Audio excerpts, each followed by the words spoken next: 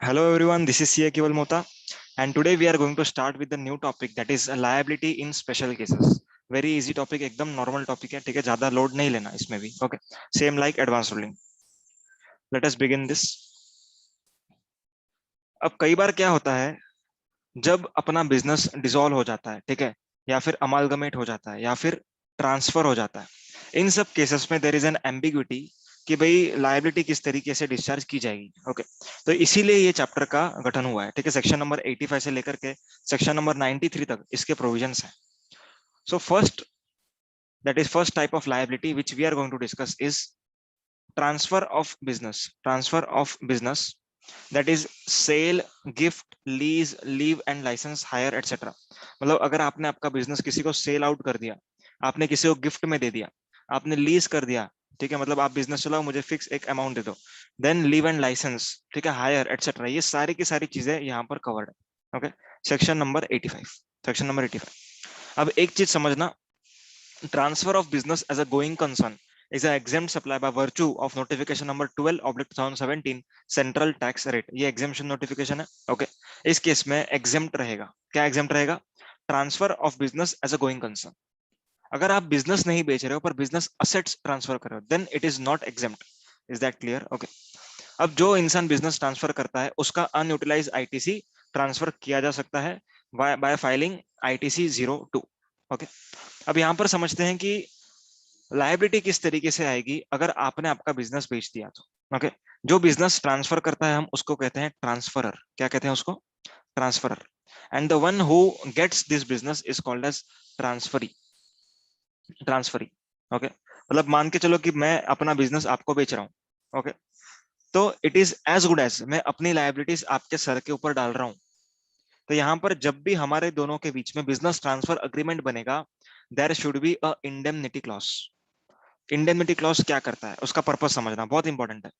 जब आप due diligence करते हो ना, ड्यू डिलिजेंस मालूम है, जब दो कंपनीज मर्ज होती हैं, अमालगमेट होती हैं, डी मर्ज होता है, ठीक है, इन सब केसेस में क्या होता है?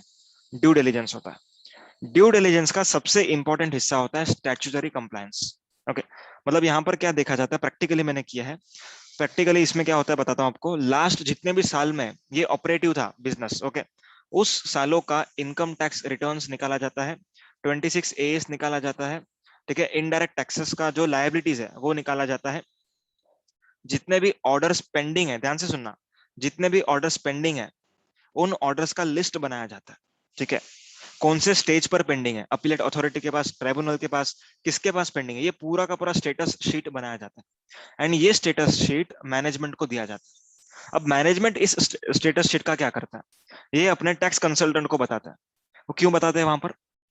क्योंकि यहाँ पर जो अमाउंट्स है, ठीक है, जो लायबिलिटीज का ऑर्डर पेंडिंग है आपके अगेंस्ट, वहां पर ये लोग अपने टैक्स कंसल्टेंट की सलाह लेते हैं एंड इनको पूछते हैं कि सर, आगे जाके हमको इस मैटर को टेकअप करना है, तो क्या ये मैटर हमारे अगेंस्ट जा सकता है या हमारे फेवर में आ सकता है? तो यहाँ पर अगर उसका टैक्स काउंसलर बोलता है फेवर में आ सकता है, देन तो कोई टेंशन नहीं है। बट अगर अगेंस्ट आ सकता है, देन इंडेमनिटी क्लॉज साइन किया जाएगा। इंडेमनिटी क्लॉज क्या बोलेगा? अगर इन फ्यूचर लायबिलिटी अराइज होती है, then company would be liable to indemnify. Indemnify मतलब भर चुक, कॉम्पेंसेट करने के लिए तैयार होगा, उसको हम कहते हैं इंडेमनिफिकेशन। ओके, सो अगर बिजनेस ट्रांसफर हो गया, ठीक है, एंड बाद में अथॉरिटी, जीएसटी अथॉरिटी ने लायबिलिटी निकाला। Okay, liability is relating to the period prior to transfer। Okay, transfer के पहले के पीरियड का लायबिलिटी निकाला, बट निकाला after transfer, then who would be liable? Answer is transferor and transferee both would be jointly and severally liable. Jointly and severally का मतलब बहुत important है, ठीक है। जॉइंटली एंड सेवरली मतलब क्या? ऐसा नहीं कि दोनों जन 50-50, this is not the case. Jointly and severally मतलब ऑफिसर को जिसके पास से भी रिकवरी करनी होगी उसके पास से करेगा, एंड अगर शॉर्ट पड़ जाती है then he will go to the another person. Okay, logically क्या होता है हर केस में? ट्रांसफरी से अमाउंट्स रिकवर किए जाते हैं, ठीक है, मतलब जो करंट बिजनेस होल्डर है, ओके, जिसने ट्रांसफर कर दिया हो तो उसको पहले नहीं ढूंढेंगे, उसको बाद में ढूंढेंगे, ठीक है ना, एट लेटर स्टेज। सबसे पहले ट्रांसफरी को हंट किया जाता है, पहले ट्रांसफरी से पैसा लो। ओके, ट्रांसफरी से पैसा लो, अगर ट्रांसफरी से शॉर्ट पड़ता है then transferor would be liable. ठीक है, इसको हम कहते हैं joint and several liability. Okay, joint and several मतलब दोनों ही लायबल होंगे, पर अथॉरिटी हैज द ऑप्शन कि हम पहले किसको पकड़े। इन जनरल केसेस पहले हमें ट्रांसफरी को पकड़ना होता है। Is that clear? So jointly and severally liable, okay, for the payment of taxes interest penalty due up to the time of transfer of business. Transfer होने तक मतलब that is prior to transfer period, उस period के लिए कौन liable है? Transferor and transferee jointly and severally. Next is liability arising for the period after transfer. Transfer के बाद का पीरियड होगा तो ऑब्वियसली ट्रांसफरी, यहाँ पर ट्रांसफर को पिक्चर में लाना ही नहीं है। ठीक है, next liability of agent and principal. अब एजेंट और प्रिंसिपल के बीच में जो ट्रांजेक्शन है उस भी ट्रांजेक्शन में jointly and severally agent and principal would be liable. Why? क्यों? क्योंकि यहाँ पर अगर प्रिंसिपल ने फ्रॉड किया है, बाद में एजेंट को फ्रॉड वाले गुड्स बेचे, तो गवर्नमेंट पहले एजेंट को पकड़ेगी, उसके बाद एजेंट का हाथ पकड़ के वो प्रिंसिपल तक पहुंचेगी। तो यहाँ पर दोनों को ही लायबल कर दिया। ठीक है, तो government would first first Hunt for agent, सबसे पहले वो एजेंट के पास जाएगी, अगर एजेंट सेलिंग एजेंट है तो। ओके, अगर परचेजिंग एजेंट है, ठीक है, देन पहले प्रिंसिपल के पास जाया जाएगा, देन प्रिंसिपल के थ्रू एजेंट के पास आएंगे। समझ में आ रहा है क्या फ्लो? ओके, तो पहले एजेंट के पास चलेंगे वो लोग। ऐसा लिखा नहीं है पहले एजेंट के पास, एग्जाम में लिख के मत आना, ये जनरल क्लॉज है। एग्जाम में तुमको क्या लिखना है? Agent and principal would be jointly and severally liable. बात खत्म, बात खत्म। Okay, jointly and several liability हो जाएगी। ओके, मतलब पहले पकड़ेंगे एजेंट को, अगर एजेंट से शॉर्ट पड़ता है देन पकड़ेंगे प्रिंसिपल को। Is that clear? Next, transfer as amalgamation और मर्जर। ओके, अमालगमेशन हो रहा है। ओके, सो अमालगमेशन में होता क्या है? What happens in amalgamation? Company A, company B, this both forms A B limited. Is that clear? यही होता है ना बेसिकली। ओके, तब यहां पर क्या लिखा गया है? Liability in case of amalgamation और मर्जर। ओके, अब यहां पर ये लोग ये लिखते हैं कि अगर डेट ऑफ ऑर्डर कोई लेटर डेट पे आ रहा है, लेटर डेट मतलब बाद में, but it is effective from a previous date, it is effective from the previous date. एक एग्जांपल लेकर के चलते हैं। आज है 28 अक्टूबर, सो 28 अक्टूबर को 28 अक्टूबर को एक ऑर्डर पास हुआ कि A and B this both would be amalgamated with effect from, ध्यान से सुनना, विथ इफेक्ट फ्रॉम से 1 सितंबर। ठीक है, इफेक्ट फ्रॉम 1 सितंबर। तो 1 सितंबर से ये अमालगमेशन को इफेक्ट दिया जा रहा है, बट डेट ऑफ ऑर्डर क्या है? 28 अक्टूबर। ओके, तो क्वेश्चन ये अराइज होता है कि अगर इस कंपनी ने, ए कंपनी ने अगर बी को कुछ बेचा होगा, या बी कंपनी ने ए को कुछ बेचा होगा, ठीक है, मतलब इंटर कंपनी जो ट्रांजैक्शन हुए रहेंगे इस पर्टिकुलर पीरियड के दरमियान, तो इसके लिए कौन लायबल? क्या ए बी लायबल होगा, या ए इंडिविजुअली लायबल होगा, या बी लायबल होगा? क्यों?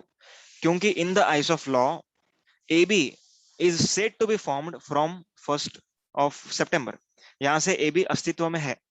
ओके, तो इस पीरियड में अगर ए ने बी को सेल किया रहेगा, या बी ने ए को सेल किया रहेगा, तो क्या ए बी लायबल होगा? Answer is no. जिसने भी सेल किया है, जिसका भी लायबिलिटी है, that respective companies would be liable for this particular transaction. Is that clear? यहां पर ध्यान देना, ये इंटर कंपनी के लिए, अगर ये अदर देन इंटर कंपनी है तो ऑब्वियसली जिसने भी बेचा है वही लायबल होगा। समझ में आई बात? ओके, तो यहां पर अपन ने देखा liability in case of amalgamation और merger. Next, company in liquidation. Company in liquidation very important. अब कंपनी लिक्विडेट हो रहा है, उसके पास पैसा नहीं है, ठीक है, अभी वो पैसा दे नहीं पा रहा है, उसने क्या किया? लिक्विडेशन के लिए गई। लिक्विडेशन मतलब सारे असेट्स को बेच करके जो भी पैसा आएगा उससे हमारे क्रेडिटर्स को पे होगा, शेयर होल्डर्स को पे होगा, जिसको भी पे करना है उसको पे होगा, in the specified order as mentioned in IBC या जो भी है उसके हिसाब से चलेगा। अब यहाँ पर क्या कहते पढ़ते हैं? रिसीवर और liquidator to give intimation of his appointment to commissioner within 30 days of his appointment. Liquidator के अपॉइंट होने के 30 दिन के अंदर अंदर पहले आप कमिश्नर को बताओ। लिक्विडेटर खुद बताएगा कमिश्नर को, क्या बताएगा? कि सर मैं इस कंपनी का लिक्विडेटर अपॉइंट हो चुका हूं, अगर आपको कुछ क्लेम सबमिट करना है, आपका जीएसटी का ड्यूज कुछ बाकी है, तो आप क्लेम लेकर आइए। ओके, हम लोग एक स्पेसिफिक ऑर्डर में आपका भी जो भी अमाउंट रहेगा उसको भी हम लोग रिलीज कर देंगे। ठीक है, सो इंटीमेशन किया किसने? लिक्विडेटर ने इंटीमेट किया, किसको इंटीमेट किया, कहना ऐसे कमिश्नर को, यस। तो जैसे ही उसको इंटीमेशन मिला उसके, ठीक है, within 3 months from the date of such intimation the commissioner will notify. 3 months, एक सेकंड ना, लिक्विडेटर को इंटीमेशन कितने दिन में देना है, 30 days में। मैंने गलती से शायद 3 months बोला, तो 30 days में इंटीमेशन देना है, ठीक है। मतलब आज समझो है 28 अक्टूबर, सो 28 अक्टूबर को जब वो अपॉइंट हुआ है लिक्विडेटर, उसके 30 days में मतलब 27 नवंबर तक, इस डेट तक क्या करना है, लिक्विडेटर ने इंटीमेशन देना है, किसको, कमिश्नर को। कमिश्नर को इंटीमेशन देगा कि सर मैं अपॉइंट हो चुका हूं, I am appointed, okay, please submit your dues. तो इस रिसिप्ट ऑफ एप्लीकेशन से, ठीक है, मान के चलते लास्ट डे पे हमने उसको इंटीमेट किया, तो यहां से लेकर के 3 महीने के अंदर अंदर, within 3 months from the date of such intimation, the commissioner will notify the liquidator to set apart a sum of money that would be sufficient to discharge tax interest penalty payable by company। उस company ने कितना पे करना चाहिए मुझे, ठीक है, वो क्लेम जो होता है वो क्लेम सबमिट करेगा commissioner to the liquidator within 3 months of receipt of intimation. Clear है? Next, where the private company is not able to clear its dues, ठीक है, जब प्राइवेट कंपनी लिक्विडेट होने के बाद ड्यूज क्लियर नहीं कर पा रही है जीएसटी के, then every director at any time during the period for which such tax is due shall be jointly and severally liable. Okay, मतलब जो भी पीरियड में वो लायबिलिटी अराइज हुई है, वो पीरियड में जो भी डायरेक्टर्स थे, ओके, वो directors would be jointly and severally liable for this particular dues. Okay, मतलब वो लोग जो भी डायरेक्टर है उनको पकड़ेंगे, अगर एक डायरेक्टर से शॉर्ट पड़ा दूसरे से पड़ा तो तीसरे से। ओके, तो यहाँ पर क्वेश्चन आपके दिमाग में अराइज होगा कि सर अगर समझो A B C D directors हैं, ओके, जो ए है अगर गवर्नमेंट के पकड़ में ए आ गया, ओके, तो ए से रिकवरी करेगी, मान के चलते ए ने पूरा का पूरा दे दिया, तो बी सी डी तो बच गए, पर ऐसा नहीं है। A would further recover this amounts from B C D as per Indian contract act, ठीक है, जो भी लीगल प्रोसीजर होगा उसके हिसाब से ए वुड रिकवर फर्दर। मतलब गवर्नमेंट क्या बोलती है कि भाई ए तुम्हारे पास पैसा तुम दे दो, बाद में तुम बीसीडी से जब भी रिकवर करना करते रहो, ठीक है, मुझे नहीं मालूम। Clear? Next, however if any director proves to the satisfaction of the commissioner, okay, अगर कोई भी डायरेक्टर कमिश्नर को प्रूव कर देता है कि भाई जो भी हुआ है वो मेरे नेग्लिजेंस की वजह से नहीं हुआ है, ठीक है, मेरे इग्नोरेंस की वजह से नहीं हुआ है, ये इन लोगों का ही किया धरा है, मेरा इसमें कुछ भी लेना देना नहीं है, तो यहाँ पर दैट पर्टिकुलर डायरेक्टर जिसने प्रूव कर दिया ऐसा कुछ, उसको नहीं पे करना होगा, ठीक है।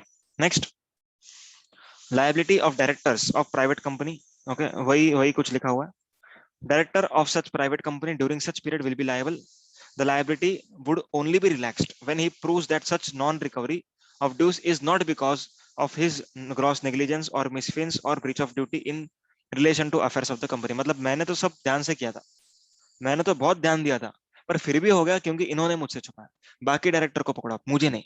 ओके, तो यहाँ पर अगर ये प्रूव करता है तो ही इसको रिलैक्सेशन मिलेगा, इसको बचाव मिलेगा, ठीक है। नेक्स्ट, वेरी इंपॉर्टेंट प्रोवाइजो है ये, where private limited is converted to public company, मतलब प्राइवेट लिमिटेड कंपनी अगर पब्लिक कंपनी में कन्वर्ट हो जाती है, then no such recovery of old dues can be made from the person who were the director of private limited company. अगर आपका private limited company public company बन जाता है, देन जो भी डायरेक्टर होंगे, ठीक है, उनको लायबल नहीं माना जाएगा। Is that clear? नेक्स्ट, चलो नेक्स्ट पढ़ते हैं अभी। Next is liability in case of partners of the firm, ठीक है, liability in case of partners of the firm, एकदम नॉर्मल चीज है, पार्टनर्स हो, सब लोग पार्टनर है, ओके, मान के चलते कि अपन दोनों पार्टनर है, ओके, आप और मैं हम दोनों पार्टनर्स हैं, तो यहाँ पर जो भी हमारी पार्टनरशिप फर्म की लायबिलिटी होगी उसमें हम लोग दोनों का जो कॉन्ट्रीब्यूशन है that would be jointly and severally liable. मतलब जो भी पार्टनरशिप फर्म के ऊपर ड्यूज निकलता है इस केस में all the partners would be jointly and severally liable for such payment. Okay, next, अभी रिटायरमेंट का जो केस है वो इंपॉर्टेंट है, ध्यान से सुनना। जब भी कोई पार्टनर रिटायर होता है उस केस में रिटायरमेंट का जो इंटीमेशन होता है वो आपको कमिश्नर को देना होता है with in 1 month of the retirement. Okay, with in 1 month of the retirement. अगर मान के चलो कि आज 28 अक्टूबर है, ओके, तो आपको 1 महीने में उसको इंटीमेशन देना है, दैट इज 28 नवंबर। क्लियर? यहाँ पर सर 27 नवंबर लिया 30 days के लिए, यहाँ पर 1 month बोला तो 28 नवंबर, एक दिन बढ़ गया। आंसर इज यस, एक दिन बढ़ गया। क्यों? क्योंकि यहाँ पर 30 डेज का वर्ड यूज हुआ था, यहाँ पर 1 मंथ वर्ड यूज हुआ। समझ में आ रहा है difference? Okay, so with in 1 month of the retirement आपको क्या करना है, रिटायरमेंट का इंटीमेशन देना है। ओके, अगर आपने टाइम लिमिट में इंटीमेशन दे दिया तो retiring partner would be liable for the dues of partnership firm up to the date of retirement. Okay, up to the date of retirement. अगर वो रिटायरमेंट के 1 महीने के अंदर अंदर इंटीमेशन नहीं देता, then such retiring partner would be liable up to the date of termination, up to the date of intimation is issued by commissioner. मतलब जब भी मैं इंटीमेट करता हूँ, ठीक है, मान के चलते हैं अभी ये 1 महीने में देना था पर मैंने 1 महीने में नहीं दिया, say I have given the intimation to the commissioner on say 3rd of January 2022। Okay, तो अब मैं कब तक लायबल रहूंगा, मैं कब तक लायबल रहूंगा, till 3rd January 2022, not till 28। ठीक है, अगर मैं 1 महीने के अंदर अंदर कर देता हूं इंटीमेशन, देन 28 तक लायबल। अगर 1 महीने में नहीं करता हूं, तो जब तक मैं इंटीमेट नहीं करता तब तक मुझे लायबल किया जाएगा फॉर द पार्टनरशिप फॉर्म्स का जो भी लाइबिलिटीज एंड ड्यूज अराइज होगा वो। Clear? In case of dissolution of the form, ठीक है, in case of dissolution of the form, every person was the partner up to the time of dissolution, up to the time of dissolution, dissolution होने तक जो कोई भी partner था वो सारे के सारे partner jointly and severally liable हो जाएंगे। क्लियर है? Next, liability of guardians, trustees or agent of a minor or any other incapacitated person। मतलब अगर कोई माइनर है, उसका कोई गार्डियन है, ओके, तो माइनर के बिहाफ पे कोई स्टेट संभाल रहा है, ठीक है, स्टेट बोलो या तो फिर कोई बिजनेस कर रहा है, ठीक है, मतलब फॉर एग्जांपल से कि एकदम छोटा सा बच्चा है, ठीक है, उसके पेरेंट्स नहीं, तो उसको संभालने के लिए उसका एक गार्डियन है। अभी गार्डियन क्या करता है, उसको संभालने के लिए एक बिजनेस ऑपरेट कर रहा है। तो यहाँ पर अगर बिजनेस ने कुछ जीएसटी के डिफॉल्ट किया, तो वहां पर guardian would be held to be responsible. ठीक है, if the business has been carried on for minor और any other such incapacitated person, guardian, trustee और agent shall be liable to pay tax, interest और penalty. Clear है? वो बच्चा है, उससे हम क्या लेंगे, माइनर है, इनकैपेसिटेड पर्सन है, तो आपसे लिया जाएगा, that is guardians. Next is liability of court of ward, ठीक है, court of ward, administrator general, official, trustee और एनी अदर रिसीवर और manager who controls the state. ठीक है, मतलब समझना इसका, मान के चलते हैं कि एक कोई पर्सन है, ठीक है, अब वो पर्सन का मतलब वो छोटा सा बच्चा है, एग्जाम्पल लेकर के चलते हैं ना, तो यहाँ पर जो छोटा सा बच्चा है, ओके, उसके नाम पर कुछ प्रॉपर्टी है, स्टेट है, ठीक है, स्टेट मतलब कुछ जायदाद वगैरह है, ओके। अब यहाँ पर क्या हो रहा है, ये जो है मैनेज करना है किसी को, ठीक है, उसका नाम से ऑफिशियल ट्रस्टी है या फिर मैनेजर रखा है या फिर एडमिनिस्ट्रेटर है, जनरल से ऑफिशियल ट्रस्टी है या कोई रिसीवर मैनेजर जो भी है जो कंट्रोल करता है स्टेट को। Okay, so that particular person would be held liable, any person whose business is controlled, ठीक है, business is controlled by administrator general or official trustee और एनी रिसीवर और manager shall be liable to pay tax. मतलब जो इंसान ये सब चीजें कर रहा है, कंट्रोल कर रहा है स्टेट को, उसको ही लायबल माना जाएगा। Next, in case of death of individual, in case of death of individual, partition of HUF, dissolution of form, termination of guardianship और ट्रस्टीशिप। अगर गार्डियनशिप ट्रस्टीशिप टर्मिनेट हुआ, ओके, इंडिविजुअल का डेथ हो गया या तो फिर एचएफ का पार्टीशन हो गया, डिसोल्यूशन ऑफ द फॉर्म हो गया, ये सब कुछ भी होता है, then section number 93 would be applicable. Let us read यहाँ पर क्या लिखा हूं। अब जो सेक्शन नंबर 93 है उसका स्टार्टिंग का वर्ड्स कुछ इस तरीके से, save as provided by IBC, save as provided by IBC मतलब जो आईबीसी में प्रोवाइड किया है उसको ध्यान में रखते हुए, ठीक है, मतलब पहले वो प्रिवेल करेगा, मतलब उस पर्टिकुलर सीक्वेंस में ही ये सब कुछ चीजें चलेंगी if IBC was applicable. Okay, it is imperative to note that this section is subject to IBC provision. In IBC there is a mention of specific order for payment in case of liquidation, winding up, dissolution of entity, which goes as follows. सबसे पहले IBC का cost दिया जाएगा, ठीक है, insolvency हो रही है तो जिन लोगों ने भी सेक्रीफाइस किया, कुछ भी एसेट वगैरह बेचने के बाद जो पैसा आया, उसमें से सबसे पहले आईबीसी का जो कॉस्ट होगा इंसॉल्वेंसी प्रोफेशनल का, उसका कॉस्ट पहले निकाला जाएगा। Then workman dues of 24 months, okay, then wages and employees of last 12 months, then unsecured debt, उसके बाद amount payable to CG SG in respect of two two preceding liquidation winding up dissolution of the entity. ठीक है, मतलब 2 साल in respect of 2 years preceding liquidation. तो अगर ये साल लिक्विडेशन हो रहा है तो इसके पिछले 2 साल का जो भी ड्यूस होगा that would be the priority. ठीक है, मतलब इन सब के बाद ये प्रायोरिटी होगा। तो amount payable to CG would include GST dues, okay, income tax dues सब आएंगे इसमें। ओके, अब यहाँ पर एक एक केस समझना। इन case of the death of the proprietor, proprietor का डेथ हो रहा है, ओके, अभी उसमें हम ये चेक करते हैं कि क्या बिजनेस कंटिन्यू हो रहा है। अगर बिजनेस कंटिन्यू हो रहा है तो फिर जो पर्सन बिजनेस चला रहा है, लीगल हेयर, ओके, या जो भी पर्सन बिजनेस चला रहा है, he would be fully liable, he would be fully liable, okay, पूरा का पूरा ड्यूस उसको पे करना पड़ेगा। और अगर बिजनेस डिसकंटिन्यू हो रहा है तो जितना भी उसको स्टेट इनहेरिट हुआ रहेगा, ठीक है, जो लीगल हेयर को इनहेरिट हुआ रहेगा उतने के लिए ही लायबल रहेगा। ठीक है, नेक्स्ट, पार्टीशन ऑफ एचयूपी और एओपी, एचयूएफ और एओपी। ठीक है, अगर पार्टीशन हो रहा है एचयूएफ तो फिर एओपी का, देन जो भी सब मेंबर्स होंगे, ईच मेंबर और the group of members shall be jointly and severally liable to pay tax interest penalty, okay, due from the taxable person under this act up to the date of partition. ठीक है, जब तक partition हुआ तब तक के लिए सारे के सारे मेंबर्स, सारे के सारे जो भी थे, we can say group of members, ठीक है, कर्ता देन को पार्टनर, ये सब कुछ लायबल होंगे। Is that clear? Next, dissolution. Dissolution का मैंने आप लोग को ऊपर बता दिया। ठीक है, सारे partners up to date of dissolution would be jointly and severally liable. Next is termination of guardianship. अगर गार्डियनशिप टर्मिनेट हो रहा है, ठीक है, मतलब कि अगर माइनर है वो मेजर हो गया, ठीक है, 18 साल 21 साल का हो गया, अब गार्डियनशिप टर्मिनेट हो जाएगा। ठीक है, तो अब इस केस में क्या लिखते हैं कि इन case of guardian is carrying on the business on the behalf of ward, ठीक है, behalf on the behalf of ward, अगर वो बिजनेस कर रहा था, okay, under the trust or on the behalf of beneficiary, then on termination the ward or the beneficiary is liable to pay tax up to the time of such termination. Very important.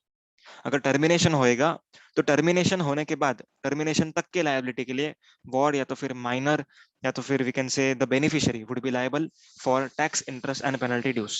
Is that clear? तो यहाँ पर हमारा chapter खत्म होता है, liability in special cases. That's it for this lecture. Thank you so much. Stay tuned for further videos. Bye bye.